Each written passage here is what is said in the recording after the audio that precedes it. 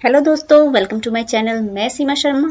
आज इस वीडियो में बात करेंगे हम जावा स्क्रिप्ट के पार्ट 9 में अर्थमेटिक ऑपरेशन के बारे में। इससे पहले जो वीडियो हमने देखा था उसमें पढ़ा था असाइनमेंट ऑपरेटर। तो देख लेते हैं जावा स्क्रिप्ट में अर्थमेटिक ऑपरेटर्स कौन कौन से होते हैं। तो पहला होता है आपका एडिशन, प्लस लिखा हुआ है, माइनस, सब्ट्रैक्शन, ये जो एस्ट्रिक है ये मल्टीप्लीकेशन, और डबल जो साइन है एस्ट्रिक एस्ट्रिक, ठीक है, दो बार जो लिखा हुआ है एस्ट्रिक एस्ट्रिक, ये आपका एक्सपोनेंशियल है और ये आपका आया था 2016 में ES 2016 में। ES means ECMA script. और जो ये स्लैश है ये आपका डिवीजन है, ठीक है। और जो ये आपका परसेंटेज दिख रहा है मॉडुलस, ये आपका रिमाइंडर है, आपका रिमाइंडर देगा। अगर किसी भी नंबर को, दो नंबर को आप डिवाइड करेंगे तो जो रिमाइंडर बचेगा तो वो रिमाइंडर शो करेगा। और जो ये दो बार लिखा है ना प्लस प्लस, ये आपका इंक्रीमेंट ऑपरेटर है। और ये जो दो बार लिखा है माइनस माइनस, ये आपका डिक्रीमेंट ऑपरेटर है। प्रीवियस वीडियो में हमने पढ़ा था जावा स्क्रिप्ट असाइनमेंट ऑपरेटर, ये था, ठीक है। तो ये हम समझ चुके थे, आज हम देखेंगे ये सारा। तो चलते हैं VS कोड एडिटर में अपने शुरुआत करते हैं अपना आज का ट्यूटोरियल। प्लस ऑपरेटर, तो यहाँ पे लिखती हूँ मैं let a is equal to 10, ठीक है, let b is equal to 5, let c is equal to a plus b। Addition हो गया।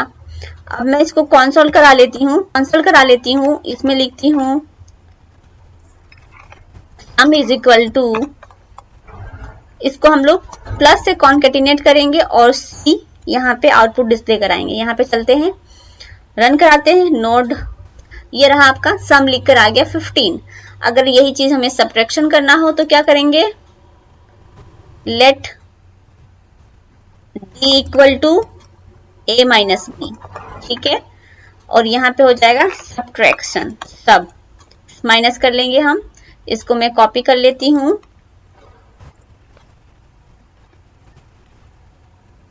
पेस्ट कर लेते हैं और यहाँ पे लिखते हैं सब मतलब माइनस, और यहाँ पे d को डिस्प्ले करा लेते हैं। तो ये हो गया आपका a माइनस b, और इसको सेव करके रन कराते हैं। तो देखिए यहाँ पे सम हो गया आपका 15 और सब्ट्रैक्शन हो गया आपका 5, मतलब 10 माइनस 5 इज इक्वल टू 5। अब बचा है क्या, अब देख लेते हैं हम मल्टीप्लीकेशन। तो यहीं पे हम तीसरा वेरिएबल भी ले लेंगे, ठीक है।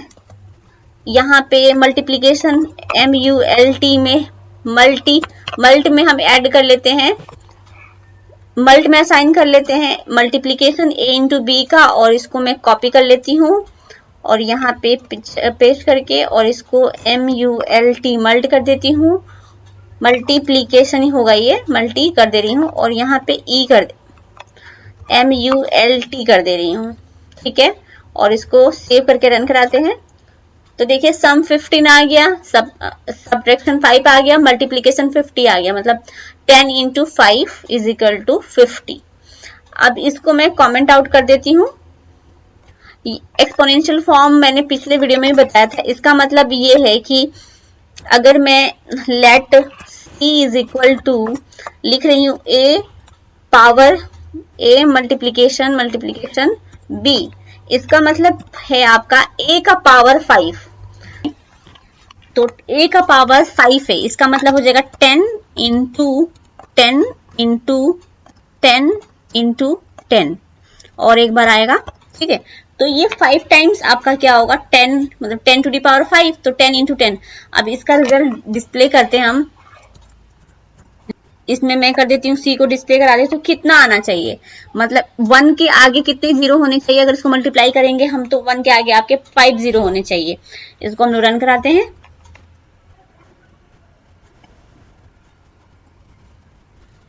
ये रहा 1 के आगे 5 जीरो है। वैसे अगर मैं इसकी वैल्यू चेंज कर दूं और यहाँ पे 3 कर दूं तो 4 टू दी पावर 3 हो जाएगा, मतलब 4 का क्यूब। तो 4 का क्यूब होता है आपका 64, 4 4 जा 16 और 16 4 जा होता है 64। इसको रन कराते हैं हम लोग यहाँ पे। तो ये आपका 64 हो गया। तो ये तो हो गया एक्सपोनेंशियल फॉर्म। अब हम देख लेते हैं ये प्लस, और अब देखते हैं प्लस प्लस और माइनस माइनस। तो ये प्लस प्लस क्या होता है और माइनस माइनस क्या होता है, इसको भी हम समझ लेते हैं। तो मैं इसको भी पूरा पूरा कमेंट कर देती हूँ। ठीक है, let a is equal to मैं लिखती हूँ 10। ठीक है, और मैं यहाँ पे लिखती हूँ a प्लस प्लस, और यहाँ पे मैं डिस्प्ले कराती हूँ a की वैल्यू console डॉट लॉग, और यहाँ पे a इज इक्वल टू, यहाँ पे a इज इक्वल टू, और यहाँ पे प्लस लगा के कॉन्केटिनेट कर लेते हैं हम a की वैल्यू, सॉरी a की वैल्यू a प्लस प्लस, और इस a प्लस प्लस का मतलब होता है, यहाँ पे मैं कर देती हूँ mention, a is equal to a plus 1, मतलब एक इंक्रीमेंट। और यहाँ पे फिर से मैं इसको कॉन्सल कराती हूँ a को। अब देखते हैं यहाँ पे रिजल्ट क्या आता है, यहाँ पे क्या रिजल्ट आता है। ठीक है, और इसको CLS कर लेते हैं। तो देखो यहाँ पे a इज इक्वल टू 10 आ रहा है, और यहाँ पे a इज इक्वल टू 11 आ रहा है। तो पहले यहाँ पे आपका कंपाइलर यहाँ पे गया और a के अंदर 10 को क्या कर दिया, स्टोर कर दिया। उसके बाद जब हमने a को प्रिंट कराया तो a की वैल्यू 10 हुई। यहाँ पे इसने 10 को प्रिंट कर दिया, उसके बाद कंपाइलर यहाँ पे आया तो a की वैल्यू एक इंक्रीमेंट कर दिया, इसने a को a प्लस 1 कर दिया, मतलब 11 कर दिया। अब वैल्यू को प्रिंट कर रहा है यहाँ पे 11। समझ आई? तो ये तो हो गया आपका इंक्रीमेंट ऑपरेटर। अगर मैं यहीं पे इसको माइनस कर दूं तो ये आपका जो माइनस होगा तो यहाँ पे हो जाएगा a माइनस 1, मतलब एक कम वैल्यू हो। कंपाइलर यहाँ तक आएगा तो क्या होगा, आपका एक वैल्यू कम हो चुका होगा, तो यहाँ पे 9 प्रिंट करेगा यहाँ पे, और यहाँ पे 10 प्रिंट करेगा। हम लोग इसको ना रन करा के देख लेते हैं। तो देखिए यहाँ पे a की वैल्यू 10 है, और जब कंपाइलर यहाँ पे पहुंचा तो यहाँ पे a की वैल्यू एक माइनस करा दिया, और फिर यहाँ पे a की वैल्यू 9।